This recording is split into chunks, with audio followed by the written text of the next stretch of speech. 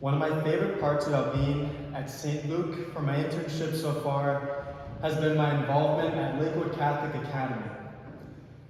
If you were to ask Father Kevin or the LCA staff what I do at the school, they would probably give you a one-word response: recess. Anthony pretty much goes over to the school just to play at recess. This is a true statement, but much of my involvement at the school has a lot to do with shooting hoops, playing football, and pretty much having a blast with the kids. But I promise you, I do teach. In fact, one of my favorite lessons I taught was on the topic of vocation. Vocation literally means a calling, or being called. And if you were to Google synonyms for vocation, there are 3 words that help paint a picture to better understand what vocation means. And here are the 3 words: purpose, mission, and life's work. Purpose is the word that I want to highlight. Purpose is the key to unlocking many doors in our hearts. Purpose is the word that resurrects desires God has placed in our hearts that we have suppressed or that have been suppressed by others, or that others have suppressed in us. We have many desires. Desires for good things, like cookies, cheeseburgers, milkshakes, friendships, hugs, marriage, children, and intimacy. I could go on and on. But every desire we have in our heart, especially the desire to end suffering and pain, has a purpose. The purpose of our desire is to make us holy. Our desire is what propels us to holiness. Your vocation in life is to be holy, because God has made you and me for holiness. In fact, nothing other than being holy will satisfy the desires of our hearts. This Wednesday is Ash Wednesday.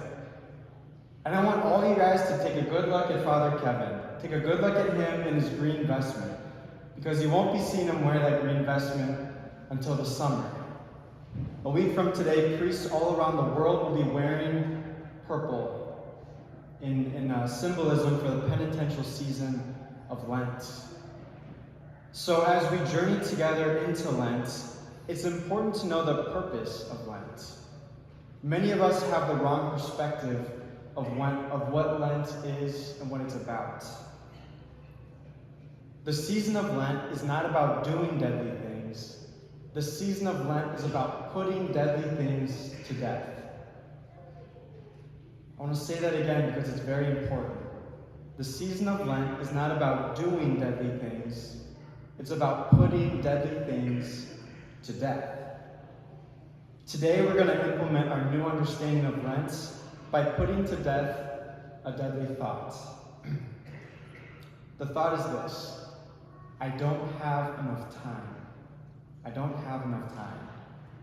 Out of many things we can do this Lent, consider this: spend time with Jesus. Spend time with Jesus in the Blessed Sacrament.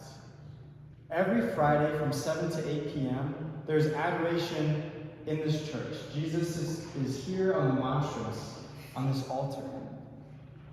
10 minutes down the road at the Poor Clare Monastery, there's perpetual adoration.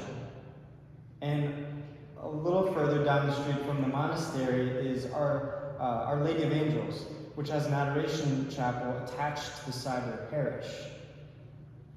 Consider coming to daily Mass once a week if you've never done that.